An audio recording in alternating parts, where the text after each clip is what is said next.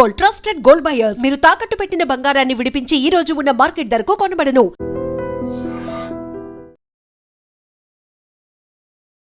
నమస్తే, welcome to I dream. నేను వలి.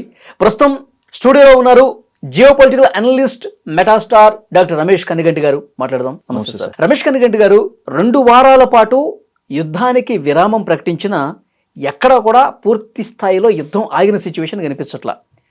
Israel Lebanon మీద దాడులు చేస్తానే ఉంది, దాన్ని ఇరాన్ వ్యతిరేకిస్తానే ఉంది, మాటల దాడి కూడా అదే స్థాయిలో జరుగుతూనే ఉంది. ఇప్పుడు శుక్రవారం రోజు పీస్ టాక్స్ ఇస్లామాబాద్లో జరుగుతున్నాయి సార్. కానీ మేము వెళితే వెళతాం, లేదంటే లేదు అని ఒక ప్రకటన ఇరాన్ నుంచి వచ్చినట్టుగా తెలుస్తోంది. మరి జేడీ వ్యాన్స్ ఆల్రెడీ ఇస్లామాబాద్కి పయనమయ్యాడు. కానీ ఇరాన్ రాకపోతే నేను చేంజ్ చేయాలి, ఆయన కూడా వెనక్కి తిరిగి వెళ్ళిపోయే అవకాశం కూడా ఉండొచ్చు. అసలు ఏం జరుగుతుంది? నిజంగా మనస్ఫూర్తిగా యుద్ధాన్ని ఆపుదామని చెప్పి ఆలోచన ఎవరికైనా ఉందా లేదా?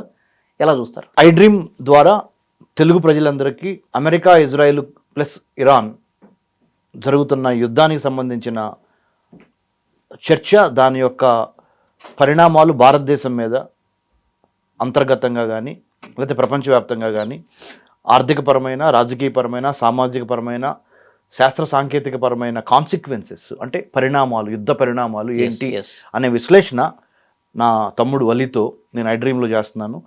ఇప్పుడు thank you very much brother Wali for inviting me. Number 1, చాలా మంచిగా మీరు ఒక ఇంట్రడక్షన్ స్టార్ట్ చేశారు. అంటే లేటెస్ట్ ఇన్ఫర్మేషన్తో మీరు ఈ కార్యక్రమం స్టార్ట్ చేశారు. Saudi Arabia, Egypt, Turkey plus Pakistan, ఇవి తెర మీద కనపడుతున్నవి. తెర వెనక రష్యా, చైనా, ఇది ఒక క్యాంపు. యువతల వైపున ఇక్కడ United States of America, Israel, నేటోలోని కొన్ని కంట్రీస్, ఇది ఒక క్యాంపు. యుఎస్, ఇజ్రాయెల్ కలిసి ఇరాన్ మీద 28 ఫిబ్రవరి 2026న స్ట్రైక్ చేసి, దాడి చేసి అయతుల్లా ఖొమైనీని అంతమొందించారు. Islamic Republic of Iran supreme leader అయిన అయతుల్లా ఖొమైనీ 86 ఏళ్ల వ్యక్తిని, పెద్ద మనిషిని ఎయిర్ బాంబింగ్ ద్వారా చంపేశారు. ఇది జరిగి కరెక్ట్గా వాళ్ళకి 39-40 రోజులు అవుతుంది. ప్రపంచంలో ఈ గత 40 రోజుల్లో ఎన్నో రకాల ఆర్థికపరమైన, energy security, food security, environmental security, collateral damage, ఇన్ని రకాల విపత్తులు జరిగినాయి. ముఖ్యంగా ముడి చమురు దగ్గర నుంచి, పెట్రోలియం గ్యాస్ దగ్గర నుంచి, ఇంటిలో వంట చేసుకునే వంట గ్యాస్ వరకు ఏమన్నా అవుద్దా అనే భయాందోళనలో ఇన్ఫ్లేషన్, ద్రవ్యోల్బణం పెరుగుతుంది. కాబట్టి యుద్ధాన్ని ఎంత త్వరగా ఆపితే అంత మంచిదని మనం భావించి డొనాల్డ్ ట్రంప్, అమెరికన్ ప్రెసిడెంట్, 2 రోజుల క్రితం ఏమని చెప్పారు, 48 గంటల్లో యుద్ధం కనుక, అంటే ఇరాన్ కనుక స్ట్రైట్ ఆఫ్ హర్ముజ్ జలసంధిని ఓపెన్ చేయకపోతే, లేదా మాతో డీల్ అన్న కుదుర్చుకోకపోతే, అసలు ఇరాన్ని నాగరికత లేకుండా, ఇరాన్ నాగరికత ఎక్కడుంది అని ఎత్తుక్కునే విధంగా స్టోనేజ్ అంటే రాతి యుగానికి తీసుకెళ్ళిపోతాం, దాన్ని సమూలంగా నాశనం చేస్తాం ఇరాన్ని అని చెప్పిన వ్యక్తి మళ్ళీ నేను పాకిస్తానీ ప్రైమ్ మినిస్టర్ షాబాజ్ షరీఫ్తోనూ, ఆసిఫ్ మునీర్, పాకిస్తానీ మిలిటరీ జనరల్ ఆసిఫ్ మునీర్తోనూ మాట్లాడిన తర్వాత ఇరాన్తో వాళ్ళు మాట్లాడి, అంటే పాకిస్తాన్తో ఇరాన్ మాట్లాడి, ఇరాన్తో పాకిస్తాన్ మాట్లాడి, అది పాకిస్తాన్ ద్వారా డొనాల్డ్ ట్రంప్కి రీచ్ అయ్యి ఒక 10-point ప్లాన్ని ఇరాన్ అమెరికా ముందలు పెట్టింది. అమెరికా దానికి యాక్సెప్ట్ చేసింది, అంటే డొనాల్డ్ ట్రంప్ యాక్సెప్ట్ చేశాడు. కాబట్టి 2 వారాలు పాటు కాల్పుల విరమణ ఒప్పందము అని అమెరికా, ఇజ్రాయెల్ కలిసి ఇరాన్కి దెబ్బ తగలకుండా, ఇరాన్ కొట్టకుండా, ఇరాన్ కూడా మా మీద దాడి చేయకుండా ఒక 2 వారాల పాటు కాల్పుల విరమణ చేద్దాము అని అంగీకారానికి వచ్చినాయి. అవును, వచ్చిన అంగీకారానికి వచ్చి అలా ప్రెస్కి, అంటే ప్రపంచానికి చెప్పారు మీడియా ద్వారా. చెప్పిన మళ్ళీ 12 గంటల్లో ఇజ్రాయెల్ వెళ్ళి లెబనాన్ మీద దాడి చేయటము, లెబనాన్లో ఉన్న 200 మంది పైగా చనిపోవటము, దాన్ని దృష్టిలో పెట్టుకొని ఇరాన్ స్ట్రైట్ ఆఫ్ హర్మూజ్ని మళ్ళీ మూసేయటం, ఓపెన్ కూడా చేద్దాం అనుకుంటుంది, ఓపెన్ చేయకుండా అట్టానే ఉంది. మేము ఓపెన్ చేయము, ఎందుకంటే కాల్పుల విరమణ ఒప్పందంలో భాగంగా మీరు మాట తప్పారు, ఇజ్రాయెల్ వెళ్ళి లెబనాన్ కొట్టింది, లెబనాన్ మా మిత్ర దేశం అని ఇరాన్ సంబంధించిన IRGC, ఇరాన్ రిపబ్లికన్ గార్డ్స్ చెప్పి మేము ఎట్టి పరిస్థితుల్లో దీన్ని మేము ఊరుకోము అని చెప్పారు. సరే, ఇక్కడ ఒక పాయింట్ నాది, లెబనాన్ మీద దాడి చేసింది కదా, అసలు ఈ కాల్పుల విరమణ అంటే ఈ 3 కంట్రీస్ నుంచి ఏ ఒక్కరు కూడా ఒక్క దాడి కూడా చేయకూడదు కదా, యుద్ధ విరమణ అంటే విరామం అంటే. మరి తప్పు చేసిందా లేదా ఇజ్రాయెల్? ఇజ్రాయెల్ తప్పు చేసింది. ఇజ్రాయెల్ తప్పు చేస్తున్న పరిణామ క్రమంలో ఇజ్రాయెల్ ఎవిడెన్స్ ఇచ్చింది, ఒక ఎవిడెన్స్. మాకు కాల్పుల విరమణ ఒప్పందం అని చెప్పి ఇరాన్ పక్కనున్న గల్ఫ్ కోఆపరేషన్ కౌన్సిల్ కంట్రీస్లో మళ్ళీ దాడులు స్టార్ట్ చేసింది. ఏది ముఖ్యంగా ఈ కువైట్ నగరం మీద కొట్టింది, ఖతార్ నగరం మీద కొట్టింది. ఇదిగో మా దగ్గర ఎవిడెన్స్. ప్లస్ మా ఇజ్రాయెల్లో ఒక 80 ఏళ్ల వృద్ధుడు, ఆయనతో పాటు ఇంకో 10 మంది సదరన్ ఇజ్రాయెల్లో చనిపోయారు. ఇదిగో ఎవిడెన్స్. అందుకని మేము లెబనాన్ని కొడుతున్నాం. ఎందుకంటే లెబనాన్లో ఇరాన్ సపోర్ట్ చేసే, ఇరాన్ సపోర్ట్తో ఎదిగిన టెర్రరిస్ట్ ఆర్గనైజేషన్ హిజ్బుల్లా ఉంది. ఇది లెబనాన్లో. హిజ్బుల్లా వాళ్ళు మా మీద దాడులు చేస్తున్నారు. మా మీద దాడులు చేస్తున్నప్పుడు మేము ఆత్మరక్షణ కోసం హిజ్బుల్లా కేంద్ర స్థానమైన లెబనాన్లో మేము బీరట్ లెబనీస్ రాజధాని బీరట్లో మేము బీరట్ చుట్టుపక్కల ఎక్కడైతే అక్కడ కొట్టాము మేము. ఇవ్వండి ఎవిడెన్స్ అని వీళ్ళు చెప్తున్నారు, ఇజ్రాయెల్ వాళ్ళు చెప్తున్నారు. ఇరాన్ వాళ్ళు ఏం చెబుతున్నారు, నువ్వు 2 వారాల కాల్పుల విరమణ ఒప్పందం అన్నావు, మరి నువ్వెందుకు మా లెబనాన్ కొడుతున్నావు అన్నప్పుడు వీళ్ళు ఏమంటున్నారు, అమెరికా వాళ్ళు అను ఇజ్రాయెల్ వాళ్ళు, లెబనాన్ పీస్ ప్రాసెస్లో, పీస్ ప్లాన్లో లెబనాన్ లేదు. ఇరాన్, ఇజ్రాయెల్, అమెరికా ఈ 3 ఈ పంచాయతీ ఈ 3 మధ్య ఉండాలి. నువ్వు లెబనాన్ మీద కొడితే నీకేం పోయింది అని ఇరాన్ని, అమెరికాను, ఇజ్రాయెల్ ప్రశ్నిస్తున్నాయి. ఇరాన్ ఏమంటుంది, ఇరాన్ ఫ్రెండ్స్ ఎవరైనా సరే, ఇరాన్కి ఫ్రెండ్స్గా ఎవరున్నా, ఏ దేశం ఉన్నా ఆ దేశాన్ని కొడితే మమ్మల్ని కొట్టినట్టే ఇరాన్ అంటుంది. దాంట్లో భాగంగా లెబనాన్ కొట్టారు కదా మీరు, లెబనాన్ మా ఫ్రెండ్ కదా, అందుకని హర్ముజ్ని మళ్ళీ మూసేసాం. అసలు ఓపెన్ చేద్దాం అనుకుంటున్నాం, ఇక ఓపెన్ చేయము అని అంటున్నారు. అదే లాజిక్ ని గల్ఫ్ కోఆపరేషన్ కౌన్సిల్ కంట్రీస్, సున్నీ ఇస్లామిక్ కంట్రీస్ అయిన Saudi Arabia, UAE, Qatar, Bahrain, Oman, ఇవి కూడా అదే అంటున్నాయి. అమెరికాతో పంచాయతీ ఉంటే ఇరాన్తో అంటున్నాయి. షియా ముస్లిం కంట్రీ అయిన ఇరాన్తో అంటున్నాయి. నీకు అమెరికాతో పంచాయతీ ఉంటే, ఇజ్రాయెల్తో పంచాయతీ ఉంటే నువ్వు వాళ్ళతో తీర్చుకో. వాళ్ళ స్థావరాలు మా దేశంలో ఉన్నాయని ఆ స్థావరాలను ధ్వంసం చేస్తా మాకు అన్నం పెట్టే మా బిజినెస్ సెంటర్లు కూలిపోతున్నాయి. అదే లాజిక్ ఇప్పుడు వాళ్ళు కూడా చెబుతున్నారు. మరి మేము ఈ గల్ఫ్ కోఆపరేషన్ కౌన్సిల్ కంట్రీస్ అమెరికాకి, ఇజ్రాయెల్కి ఫ్రెండ్స్ అయినాయి కదా, మరి మేము అమెరికాకి, ఇజ్రాయెల్కి ఫ్రెండ్స్ అయినందుకు మీరు మమ్మల్ని కొడుతున్నారు కదా, అందుకని లెబనాన్ వాళ్ళు కొడుతున్నారు, ఇజ్రాయెల్ వాళ్ళు కొడుతున్నారు. అర్థమవుతుందా వలి గారు? మొత్తం లింక్ ఒకదాని చాలా క్లిష్టంగా, చాలా సంక్లిష్టంగా మారిపోతుంది. ఈ ప్రపంచ ఆర్థిక రాజకీయ యుద్ధ పరిణామాలు చాలా సంక్లిష్టంగా మారిపోయి చాలా కాంప్లెక్స్గా, రోజు రోజుకి కాంప్లెక్స్గా తయారవుతున్నాయి. శుక్రవారం రోజు ఈ మీటింగ్స్ జరుగుతాయా సార్, పీస్ టాక్స్? రేపు శుక్రవారం అంటే రేపే కదా, ఇవాళ గురువారం కదా, ఇవాళ 9వ తారీఖు, రేపు 10వ తారీఖు జరిగే పీస్ టాక్స్ జరుగుతాయా జరగవా మీరు పరిచయ కార్యక్రమంలో అని చెప్పారు. ఇరానియన్ ఎన్వాయ్, ఇరాన్కి సంబంధించిన ఒక ముఖ్య అధికారి ఒక ట్వీట్ చేశాడు, మేము పాకిస్తాన్కి వెళ్ళాలా వద్దనే దాని మీద త్వరపడి నేను ట్వీట్ పెట్టాము, వెళ్తామని. ఇప్పుడు ఆ ట్వీట్ని నేను తీసేసుకుంటున్నాను, ఎందుకంటే ఇజ్రాయెల్ వెళ్ళి లెబనాన్ కొట్టింది, మాకు నమ్మకం లేదు వీళ్ళ మీద. ట్రస్ట్ డెఫిసిట్ అంటారు దాన్ని. మన ఇద్దరి మధ్య ఆ నమ్మకం అనే వారధి ఉండాలి. అవును, ఏదైనా ఒక ఒక ఒక సమస్యను పరిష్కరించుకోవాలి అంటే ఇరు వర్గాల మధ్య నమ్మకము అనే ఒక బలమైన వారధి, బ్రిడ్జ్ ఉండాలి. నమ్మకమే లేకపోతే, ట్రస్ట్ కొరవడితే అది పైన మీడియా సమావేశానికి మాత్రమే పనికొచ్చింది. ఏది, మేము కొట్టుకోము, కాల్పుల విరమణ చేస్తున్నాము, శాంతి సందేశాలు, అంతే. సో అలా జరుగుతుంది. కాబట్టి ఇప్పుడు అమెరికన్ వైస్ ప్రెసిడెంట్ అయిన జేడీ వ్యాన్స్ వాషింగ్టన్ డీసీ నుంచి బయలుదేరి పాకిస్తాన్ వస్తున్నారా, రావటం లేదా? ఇరాన్ ఎన్వాయి పాకిస్తాన్ వెళ్తున్నాడా, వెళ్ళట్లేదా? పక్క దేశమైన పాకిస్తాన్ చర్చల కోసం. ఇజ్రాయెల్ ఎదురుగా చెప్పేసింది, మేము రాము, పాకిస్తాన్లో చర్చలు జరిగితే మేము రామని చెప్పేసింది ఇజ్రాయెల్. పాకిస్తాన్ మీద మాకు నమ్మకం లేదు మేము అని ఇజ్రాయెల్ చెప్పేసింది. ఇజ్రాయెల్ రాయబారి ఒక కామెంట్ చేశాడు, పాకిస్తాన్ మీద అసలు మాకు నమ్మకమే లేదని. నువ్వు నమ్మకం లేదు, మేము అక్కడ పెడుతున్నావు ఏంటి నువ్వు చర్చలు? ఈ చర్చలు కనుక జరగకపోతే రేపు అసలు వెళ్ళలేదనుకుందాం, ఏంటి సార్ పరిస్థితి? ఇంకా క్లిష్టమైద్ది పరిస్థితి క్లిష్టమైద్ది. ఈ కాల్పుల విరమణ ఒప్పందం అనేది ఊరినే పై మాటల కోసమే. అనేది జరుగుతుంది. అందుకనేనండి నేను పాకిస్తాన్ మన ఇరుగు పొరుగు దేశం, మన దాయాద్ దేశం. పాకిస్తాన్కి మనకి విభేదాలు ఉన్నమాట వాస్తవము. అలాగని మన భారతదేశం పాకిస్తాన్లో జరుగుతున్న శాంతి చర్చలు ఫెయిల్ అవ్వాలి అని మనం అనుకోం. అసలు అంత మరీ మనం ఇమ్మెచ్యూర్గా ప్రవర్తించాం. పాకిస్తాన్ చేస్తే ఇండియా చేస్తే ఎవరు చేస్తే ప్రపంచంలో శాంతి కావాలి, యుద్ధం ఆగాలి, శాంతి కావాలి అంతే. ఇస్లాం అంటే అర్థం ఏంటి అసలు? పీస్. అంతే. ఇస్లాం అంటే పీస్ అండి. ఇస్లాం కోరుకునేది శాంతి పవనాలు కావాలని. నేను ఒక్కటే ప్రార్థిస్తున్నా, ఏం కోరుకుంటున్నానంటే షియా సున్నీ ముస్లిమ్స్ మధ్య యూనిటీ వస్తే చాలా మంచిదండి. చాలా గొడవలకి, చాలా విభేదాలకి తెరబడిపోద్ది వాళ్ళిద్దరి మధ్య ఐకమత్యం వస్తే. దాన్ని ఏ అమెరికా వాడు, ఏ తెల్లతోలు బ్రిటిష్ వాడు, లేకపోతే ఇంకోడో వాడుకోకూడదు. ఇది సున్నీ షియాల మధ్య ఉన్న మతపరమైన తేడాలు ఉన్నాయే. అవును, ఇద్దరికి దేవుడు ఒకటే, అల్లా వాళ్ళిద్దరికి.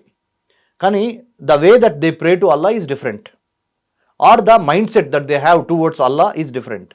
But if they come together, if they are united in the name of Allah, they should be United.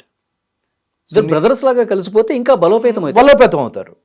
బలోపేతం అవటం వలన ఆర్థికంగాను, రాజకీయంగాను, మతపరంగాను, సాంఘికంగాను, శాస్త్ర సాంకేతిక రంగాల్లోనూ మంచి సక్సెస్ కొడతారు. చిన్న ఉదాహరణ వలి గారు, ఇరాన్ లాంటి గొప్ప పర్షియన్ దేశము, సున్నీ కంట్రీస్ అయిన ఈజిప్ట్ కానీ, సౌదీ అరేబియా కానీ, ఖతర్ కానీ, ఒమన్ కానీ, బహ్రెయిన్ కానీ, ఇలాంటి అన్ని దేశాలు కలిసి సోదరభావంతో ముందరికెళ్తే ఒకసారి ఊహించుకోండి ఎంత బాగుంటుంది. అవును. అలానే భారతదేశం కూడా పాకిస్తాన్తోనూ, చైనాతోనూ, బంగ్లాదేశ్తోనూ, లేకపోతే చైనా కూడా భారతదేశంతో చాలా మైత్రీభావం పెరిగి, ఇప్పుడు రష్యాకి భారతదేశానికి, మన ఇండియాకి రష్యాకి ఉన్న మంచి ఫ్రెండ్షిప్ అదే ఇండియాకి చైనాకు ఉంటే ఎంత బాగుంటుంది. అంతే కదా. ఇండియాకి పాకిస్తాన్కి ఉంటే ఎంత బాగుంటుంది. అసలు ఏషియా, మన ఆసియా ఖండము, ఏషియన్ యూనియన్, ఆసియా ఖండం అంతా ఒకటైతే ఎలా ఉంటుంది ఊహించుకోండి. ఆసియా ఖండంలో ఉన్న 50 పైగా దేశాలు, ఆ దేశాల్లో కొన్ని దేశాలు ముస్లిం దేశాలు, ఎక్కువ మెజారిటీ దేశాలు ముస్లిం దేశాలు, తర్వాత కొన్ని క్రిస్టియన్ కంట్రీస్, చాలా తక్కువ Christian countries, Hindu country largest majority India, అవును, నేపాల్, భూటాను. మనము 3 మతాలు కలిసిపోయినాయి అనుకోండి. అవును, ఇక చక్కగా ఏషియన్ కాంటినెంట్ ఐకమత్యంతో ఉందనుకోండి. ఏ అమెరికా వాడో లేకపోతే ఇంకోడో పెట్టే గొడవలు, లేకపోతే బ్రిటిష్ వాడో పెట్టేవాడు గొడవలు మనకు లేకుండా మనం హ్యాపీగా బతకొచ్చు కదా సార్. సూపర్. యూరోపియన్ యూనియన్ ఉంది కదా, ఆఫ్రికన్ యూనియన్ ఉంది కదా, యూరోప్ ఖండానికి యూరోపియన్ యూనియన్ 27 దేశాలు 28 దేశాలు ఆ కలయిక ఉంది కదా. అంటే ఒక ఎగ్జాంపుల్ ఉందిగా, ఒక ఖండంలో ఉన్న యూరోపియన్స్ అందరూ కలిసి పనిచేస్తున్నారు, యూరోపియన్ యూనియన్ ఉంది కదా. ఆఫ్రికాలో ఉన్న 50 దేశాలు కలిసి పనిచేసే ఆఫ్రికన్ యూనియన్ ఉందిగా. మరి ఏషియాలో ఉన్న 50+ దేశాలు, 55 దేశాలు మనందరము మన మతాలకు అతీతంగా, కులాలకు అతీతంగా, ప్రాంతాలకు అతీతంగా ఒకటే ప్రాంతం ఏషియా ఖండం. అదే యూనిటీ వస్తే ఎంత బాగుంటుంది.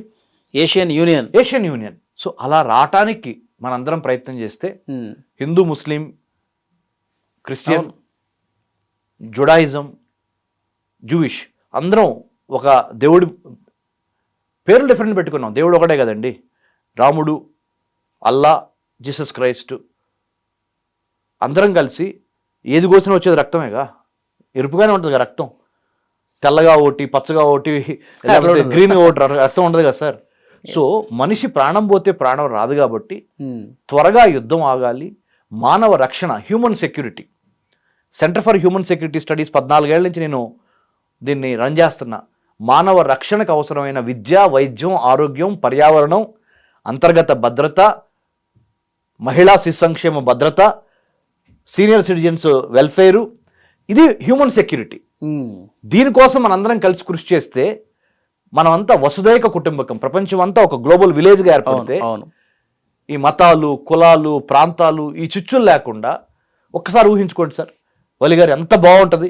ప్రపంచం పచ్చగా ఉంటుంది. యుద్ధం మీద పెట్టే ఖర్చు, F-15s మీద, F-16s మీద, వార్ ట్యాంక్స్ మీద, మిసైల్స్ మీద, బాంబుల మీద పెట్టే ఖర్చు, స్టెన్ గన్స్ మీద, మిషన్ గన్స్ మీద, AK-47s మీద పెట్టే ఖర్చు మన విద్య మీదో, వైద్యం మీదో, ఆరోగ్యం మీదో, పర్యావరణం మీదో, లేదా రోడ్ వేయటం మీదో, లేదా వయోవృద్ధులు, మహిళలకి సంక్షేమ పథకాలు ఇవ్వటం మీదో, పెడితే, అంటే ఆ ఖర్చు అంతా తీసుకొచ్చి ఈ మానవ రక్షణకు పెడితే ఎంత బాగుంటుంది.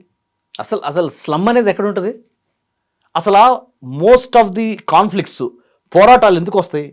విద్య లేకపోవటం, వైద్యం లేకపోవటం, అంతే, తినటానికి అన్నం లేకపోవటం, లేదా ఉపాధి లేకపోవటం, అంటే ఎంప్లాయ్మెంట్ లేకపోవటం. హ్యూమన్ ఇన్సెక్యూరిటీస్ని, ఇప్పుడు నేను చెప్పిన హ్యూమన్ ఇన్సెక్యూరిటీస్, ఆ హ్యూమన్ ఇన్సెక్యూరిటీస్ని ఆదిలోనే తుంచేశారనుకోండి, అవి రేపు పొద్దున నేషనల్ సెక్యూరిటీ ఛాలెంజ్గా, ఎల్లుండు day after tomorrow it will not become a international security challenge.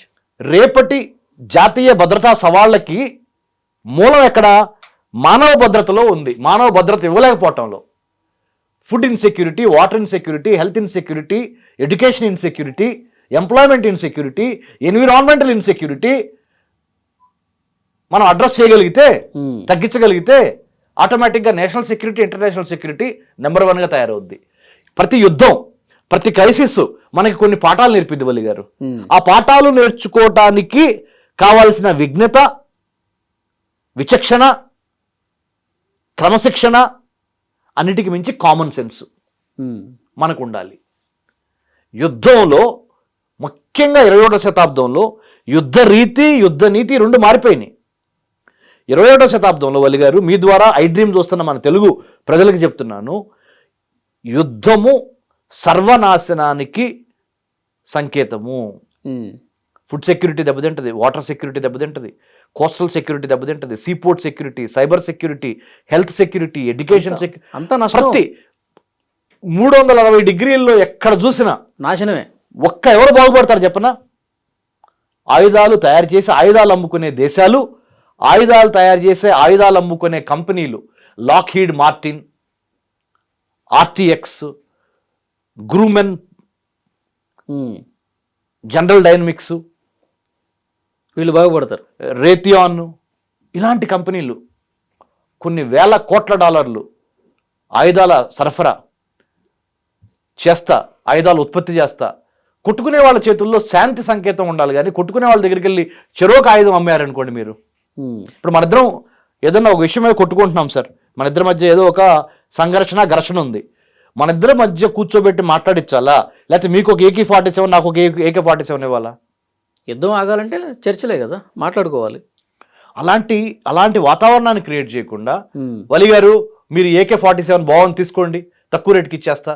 Doctor Ramesh Kannaganti గారు, మీకు వలిని కొట్టాలంటే ఇగో ఈ స్టెన్ గన్ తీసుకోండి అంటే, ప్రపంచ వినాశనం కోసం, డబ్బు సంపాదన కోసం కార్పొరేట్స్ మిలిటరీ ఇండస్ట్రియల్ కాంప్లెక్స్ అని MIC అంటారు దీన్ని ఇంగ్లీష్లో. తెలుగులో చెప్పాలంటే మన తెలుగు ప్రజలకి పరిపూర్ణమైన అమ్మ భాషలో, మాతృభాషలో చెప్తున్నా, యుద్ధానికి సంబంధించిన ఆయుధాలు తయారు చేసేవాళ్ళు కొన్ని కోట్ల రూపాయలు రాజకీయ నాయకులతో కుమ్మక్కయి యుద్ధాన్ని కొనసాగించే విధంగా వ్యూహరచన చేస్తారు. యుద్ధం ఉంటేనే వాళ్ళ ఆయుధాలు అమ్ముడుపోయాయి, అంతేగా వాళ్ళ బిజినెస్. ప్రపంచంలో 193 దేశాలుంటే ఒక్క దేశం ప్రపంచంలో 50 పైన 50% అండ్ అబోవ్ ఆయుధాలను ఎగుమతి చేసే దేశం అమెరికా. 50 దేశాలకి 193 దేశాలకి ఒక 100% ఆయుధాలు అవసరం ఉందనుకుందాం. ఓకే, అందుట్లో 50% ఆయుధాలు ఒక అమెరికానే అమ్ముతుంది. France, Germany, Italy, America, Israel ఇవన్నీ ఆయుధాలను ఉత్పత్తి చేస్తున్నాయి, ఆయుధాలను అమ్ముకుంటున్నాయి. ఎక్కడ యుద్ధం జరుగుతుందో చూడండి అమ్మా, వెళ్ళి మనం అమ్మండి, డబ్బులు చేసుకొని రండి.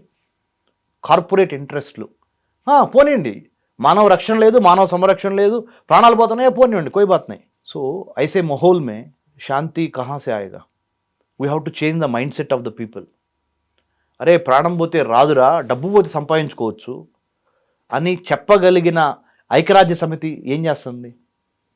ఐక్యరాజ్య సమితిని ఇప్పుడు సంస్కరించాల్సిన సమయం ఆసన్నమైంది. ఐక్యరాజ్య సమితి ఎందుకు పుట్టింది? రెండో ప్రపంచ యుద్ధం తర్వాత శాంతి ఏర్పడటానికి ఐక్యరాజ్య సమితి పుట్టింది 1945 అక్టోబర్లో. మరి ఐక్యరాజ్య సమితి తన పని ఎందుకు చేయడంలో విఫలమవుతుంది? ఐక్యరాజ్య సమితిలో ఉన్న 5 పర్మనెంట్ 5 కంట్రీస్, P5 కంట్రీస్, అవి వీటో పవర్ ఉన్నాయి దానికి. మరి 193 దేశాల్లో ఒక 5 దేశాలు కలిసి నియంత్రిస్తాయా? భారతదేశానికి, అతిపెద్ద ప్రజాస్వామిక దేశమైన భారతదేశానికి పర్మనెంట్ సీట్ ఎందుకు లేదు యునైటెడ్ నేషన్స్ సెక్యూరిటీ కౌన్సిల్లో? ఐక్యరాజ్య సమితి భద్రతా మండలిలో భారతదేశానికి పర్మనెంట్గా మెంబర్షిప్ ఎందుకు లేదు? మీ ఎవడబ్బా సొమ్ము, మీరెందుకు కులుకుతున్నారు పర్మనెంట్ 5 అని చెప్పి అని ప్రశ్నించాల్సిన సమయం ఆసన్నమైంది. సరే, కులుకుతున్నారు కదా పర్మనెంట్ 5 మెంబర్షిప్ వీటో తీసుకొని, మరి ఇద్దరిని ఎందుకు ఆపలేకపోతున్నారు? మనం అడగాలి అమెరికాని, చైనాని, యూకేని, రష్యాని, ఫ్రాన్స్ని మనం అడగాలి. వీటో పవర్ పెట్టుకొని ఏం చేస్తున్నారు మీరు? రిజైన్ చేసేయండి. అసలు యుఎన్ వన్ కూడా క్వశ్చన్ చేయాలి. యుఎన్ని మనం సంస్కరించాలి, రిఫార్మ్ చేయాలి ఐక్యరాజ్య సమితిని. రష్యా యుక్రెయిన్ కొట్టుకుంటున్నారు 4 ఏళ్ల నుంచి. ఏం చేస్తున్నారు? ఇజ్రాయెల్ ప్యాలెస్తైనా కొట్టుకుంటున్నారు. ఇజ్రాయెల్ ఇరాన్, అమెరికా ఇరాన్ కొట్టుకుంటున్నాయి. నార్త్ కొరియా సౌత్ కొరియా గొడవలు, చైనా తైవాన్ గొడవలు, రష్యా అమెరికా గొడవలు. ఇలా ఈ వీధి పోరాటాల కన్నా దారుణంగా ప్రపంచ స్థాయి యుద్ధాలు జరుగుతున్నప్పుడు ఐక్యరాజ్య సమితి ఏం చేస్తున్నది? వలి గారు, రమేష్ కన్నెగంటి గారు హైదరాబాద్లో కూర్చొని మనలాంటి వాళ్ళు, మన తెలుగు ప్రజలందరూ, ఈ కార్యక్రమం చూస్తున్న తెలుగు ప్రజలందరూ ఒక ప్రశ్న అడగాలి. చంద్రుడి మీదకే వెళ్ళగలుగుతున్నాం కదా మనిషి తలుచుకుంటే, చంద్రమండలం వరకు వెళ్ళగలిగాం కదా, మరి యుద్ధాలని ఆపే శక్తి, మనుషుల మధ్య వారధులు కట్టే శక్తి, breaking barriers and building bridges between continents, cultures and civilizations, between caste community, కులాల మధ్య, మతాల మధ్య, ప్రాంతాల మధ్య, ఖండాల మధ్య బ్రిడ్జ్ కట్టాలి, వారధి కట్టాలి. ఓకే, బ్యారియర్స్ని, సవాళ్ళని కూలదోయాలి. Build bridges, break barriers through culture, through civilization అనే దాని మీద మనం పనిచేయాలి అనేది నేను కోరుకుంటా. చూద్దాం, పాకిస్తాన్ నాయకత్వంలో లేకపోతే పాకిస్తాన్ వేదికగా జరుగుతున్న శాంతి చర్చలు సఫలం అవ్వాలనే రాముడికి, అల్లాకి, జీసస్ క్రైస్ట్కి ప్రార్థన చేస్తా. ముగ్గురికి ఏ దేశం చేస్తే ఏంటి సార్ శాంతి? చేయనివ్వండి, మనకు కావాల్సింది ప్రపంచ శాంతే కదా. అంతే, ఎవరు చేసినా అందరూ సుభిక్షంగా ఉండాలి, యుద్ధం ఆగిపోవాలి, ఏ ఒక్క ప్రాణం కూడా పోకూడదు. ఇది మానవతావాదము, మానవత్వము. అంటే క్యాపిటలిజము, కమ్యూనిజము, సోషలిజము ఇవి కాదు, హ్యూమనిజం కావాలి. లిబరలైజేషను, ప్రైవేటైజేషను, గ్లోబలైజేషను, గూగులైజేషను, వెపనైజేషను, అమెరికనైజేషను, డిజిటలైజేషన్ కాదు, హ్యూమనైజేషన్ కావాలి. మానవతావాదము, మానవత్వము, మానవ కళ్యాణము, లోక కళ్యాణం జరగటానికి శాంతి రావాలి. ఆ శాంతి కోసము పాకిస్తాన్ వేదికగా రేపు మరి చర్చలు జరగబోతున్నాయని మనకు తెలిసింది. అది కావాలి, సఫలం అవ్వాలనే ప్రార్థన చేద్దాము. Let's pray together that peace talks in Pakistan should be, it doesn't matter whether it is Pakistan holding or not. What matters is peace. India, when it time comes, no, we'll create the time. We'll not wait for the time. We'll create the time. We'll make a forum where India will lead the peace movement in the days to come. If at all, if Pakistani-led talks fail tomorrow. Fail కావాలని కోరుకోవద్దు. ఒకవేళ fail అయితే భారతదేశం నాయకత్వం తీసుకునైనా యుద్ధాన్ని ఆపగలిగే శక్తి ఒక్క భారత్కి ఇవాళ ఉంది. ఎందుకంటే భారత్ చెప్తే అమెరికా ఉంటుంది, ఇజ్రాయెల్ ఉంటుంది, ఇరాన్ కూడా ఉంటుంది. మరి మీరు అనొచ్చు, తెలుగు ప్రజలు కూడా నన్ను ప్రశ్నించవచ్చు, రమేష్ కన్నెగంటి గారు మరి భారతదేశాన్ని అడగకుండా ట్రంప్ పాకిస్తాన్ ఎందుకు అడిగాడని అడగొచ్చు కొంతమంది. చెప్పనా దానికి ఆన్సరు? చెప్పండి. సున్నీ షియాల మధ్య ఉన్న డిఫరెన్సెస్ ఉన్నాయి ముస్లిమ్స్లో, తెలుసు కదా, మీకు తెలుసు కదా. వాటిని జాగ్రత్తగా బ్రిడ్జ్ చేయగలిగిద్దేమో పాకిస్తాను. ఆల్రెడీ పాకిస్తాన్కి ఇరాన్కి ఒక మంచి రిలేషన్షిప్ ఉంది కదా అనే ఒక ఉద్దేశము. అంతేనా? లేకపోతే భారత్కి ఎందుకు పేరు రావాలి? విశ్వగురువు ఇప్పుడే మోదీ ఉన్నాడు, ఆయన ఇమేజ్ ఇంకా ఎందుకు? లేదు, అట్లా కాదు. మనకు ఇంకో రకంగా బ్లెస్సింగ్ ఇన్ డిస్గైజ్ అన్నమాట. చర్చలు విజయవంతం అవటానికి, చర్చలు విజయవంతం, operation successful but patient is dead అంటారు చూడండి. ఆపరేషన్ విజయవంతమైంది కానీ పేషెంట్ చచ్చిపోయాడు. ఇప్పుడు ట్రంప్ చేసే పని అట్లానే ఉంది. చర్చల పేరు మీద పిలుస్తున్నారు కానీ పేషెంట్ చచ్చిపోతాడు. పేషెంట్ అంటే ఎవరు ఇక్కడ అంటే పీస్ అనేది ఒక పేషెంట్ ఇక్కడ. ఓకే, ఎందుకంటే ట్రస్ట్ డెఫిసిట్ ఉంది ముగ్గురు మధ్య. అంటే ముగ్గురు మధ్య ఒకళ్ళ మీద ఒకళ్ళకి నమ్మకం లేదు. ముగ్గురు ఎవరు? అమెరికా, ఇజ్రాయెల్ కలిసి ఒకవైపు, ఇరాన్ ఒకవైపు. తర్వాత పాకిస్తాన్, మూడవది పాకిస్తాన్. పాకిస్తాన్ ఉగ్రవాద మూలాలన్నీ ఎక్కడున్నాయి? పాకిస్తాన్లోనే. ఇప్పుడు ఏం చెప్పాలి, ముంబై 26/11 ఘాతకం చేసిన కసాబ్ ఎక్కడి నుంచి వచ్చాడు? పాకిస్తాన్ నుంచి వచ్చాడు. అదే పాకిస్తాన్ దేశంలో ఇప్పుడు శాంతి చర్చలు. ఉసామా బిన్ లాడెన్ను ట్విన్ టవర్స్ని అమెరికాలో 2001లో కూల్చేశాడు. ఎక్కడ దొరికాడు ఆయన? పాకిస్తాన్లో అబోతాబాద్లో దొరికాడు. దావూద్ ఇబ్రహీం దగ్గర నుంచి, హఫీజ్ సయీద్ దగ్గర నుంచి టెర్రర్ మూలాలన్నీ ఎక్కడున్నాయి? పాకిస్తాన్లో ఉన్నాయని నేను చెప్పట్లా. అమెరికానే పాకిస్తాన్లో ఆ మూలాలు ఉన్నాయి కాబట్టి పాకిస్తాన్కి ఇవ్వాల్సిన మిలిటరీ ఎయిడ్ని, ఫారెన్ ఎయిడ్ని కట్ చేసింది. ఇంత ముందులో ఉన్న ఒబామా కట్ చేశాడు. ట్రంప్ కూడా అంతర్జాతీయ ఉగ్రవాదుల లిస్టులో వాళ్ళ పేర్లు చేర్చారు. సో సరే, అదొక డిఫరెంట్ పంచాయతీ, దాంట్లోకి వెళ్ళొద్దు. ఇప్పుడు మనస్ఫూర్తిగా కోరుకుందాం, పాకిస్తాన్లో జరుగుతున్న శాంతి చర్చలు సఫలం అవ్వాలి, విజయవంతం అవ్వాలని మనస్ఫూర్తిగా కోరుకుందాం. ఒకవేళ పాకిస్తాన్లో చర్చలు ఫెయిల్ అయితే భారత్ ఆ గురుతర బాధ్యతని తన భుజం మీద వేసుకొని ఎలాగైనా సరే సామం దానం భేదం దండం ఏదైనా వాడి ముగ్గురిని ఒక చోట కూర్చోబెట్టి పంచాయతీ తీర్చి సామాన్య ప్రజలు, కార్మిక, కర్షక, రైతు సోదరులకు ఇంత అన్నం పెట్టి నిత్యావసర వస్తువులు ఇబ్బంది లేకుండా ప్రపంచం శాంతి సౌభాగ్యంతో ఉండాలని మనం కోరుకుంటా దానికోసం కృషి కూడా చేద్దాం. ప్రే చేస్తే చాలదు. ఇంగ్లీష్లో సెంటెన్స్ ఉంది, praying lips or helping hands are better than praying lips అంట. ప్రార్థించే పెదవుల కన్నా సాయం చేసే చేతులు మిన్న. Helping hands are better than praying lips. కాబట్టి శాంతి కోసం వలి గారు, రమేష్ కన్నిగంటి గారు, ఈ కార్యక్రమం, ఈ ప్రోగ్రాం చూస్తున్న మన తెలుగు ప్రజలు యాక్షన్ రూపంలో మనం కూడా దిగి ఏం చేయాలి అనే దాని మీద మనం కూడా ఒక ఆలోచనకి వచ్చి ఏం చేయాలంటే, ప్రస్తుతానికి యుద్ధం పరిస్థితుల్లో పేట్రియాటిజం అంటే దేశభక్తి ఎక్కడ చూపించాలంటే, 1000 మందిని పిలిచి చేసే పెళ్ళి ప్రస్తుతానికి యుద్ధం నెలకొన్న దృష్ట్యా గ్యాస్, ఎల్పిజి, ఇంకా రకరకాల ఇంధన వనరుల మీద మనం వేరే దేశాల నుంచి తెచ్చుకుంటున్నాం కదా, 40 దేశాల నుంచి. ఇప్పుడు అక్కడ యుద్ధం జరుగుతుంది కదా, ఏది Gulf cooperation council countries, Iran, ఆ ఏరియాలో 1000 మంది పిలిచి ఆర్భాటంగా చేసే పెళ్ళిని 100 మందిని పిలిచి చేయండి. అక్కడ కొంత డబ్బు కూడబెట్టండి. అనవసరంగా ఇంధనాన్ని, ఎల్పిజి గ్యాస్ సిలిండర్ని వేస్ట్ చేయకుండా, రేపొద్దున గబక్కనే దాని యుద్ధం మరీ పెరిగి పెద్దదైతే మళ్ళీ ఎవరి దగ్గరికి వెళ్ళి దేహి అని మనం జాచకుండా పెట్రోల్ మీద, డీజిల్ మీద కొంత స్వీయ నియంత్రణ, సెల్ఫ్ కంట్రోల్, పొదుపు చేసుకోవాలి. ఒక ఇంట్లో 5 వ్యక్తులు ఉంటే, 5 కుటుంబ సభ్యులు ఉంటే, 5కి 3 కార్లు ఉంటే 2 కార్లు పక్కన పెట్టండి. ఒకే కారులో 5 కలిసి ప్రయాణం చేసి షేర్ చేసుకోండి. కనీసం ఇప్పుడైనా ఇద్దరి మధ్య మంచి హ్యూమన్ రిలేషన్స్ పెరుగుతాయి. అలా ప్రతి దాంట్లో ఒక స్వీయ నియంత్రణ పాటించి మన దేశభక్తిని, మన భారతదేశం మీద ఉన్న దేశభక్తిని ఈ రూపంలో మనం చూపించి కులాల మధ్య, మతాల మధ్య, ప్రాంతాల మధ్య చిచ్చులు పెట్టకుండా, చిచ్చులు పడకుండా ఏ విధంగా మనం నేషనల్ ఇంటిగ్రిటీ, జాతీయ ఐక్యత ఇప్పుడు చూపించాలి. ఒకటే జెండా, ఒకటే ఎజెండా. భారతదేశ త్రివర్ణ పతాకము రెపరెపలాడాలి.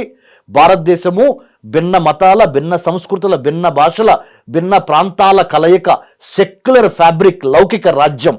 We the people of India, having solemnly resolved to constitute India into a sovereign, socialist, democratic, secular republic.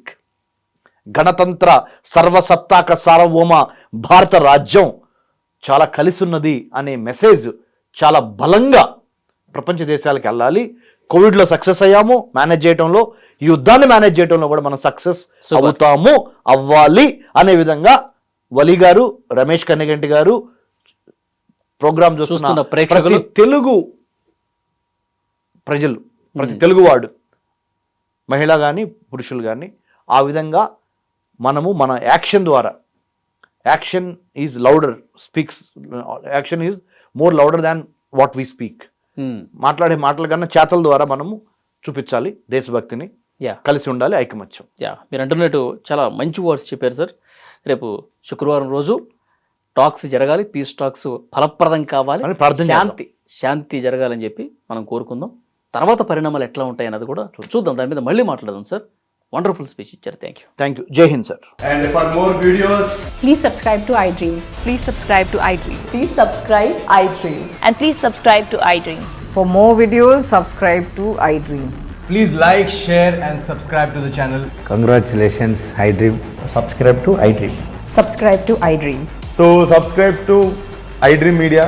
iDream की iDream team अंदर की huge congratulations. Please subscribe iDream Media. Please subscribe to iDream. Subscribe iDream. Please subscribe to iDream. iDream అంటే నా కళల ఛానల్ను subscribe చేసుకున్న నోరు తిరుగుతలేదు, మీరైతే గంట గుర్తు కొట్టండి. For more such videos, please subscribe to iDream. Subscribe to iDream. Please subscribe to iDream. Please subscribe iDream Media. Please do subscribe to iDream. Please subscribe to iDream Media. For best entertainment and information, please subscribe iDream. And don't forget to subscribe to iDream.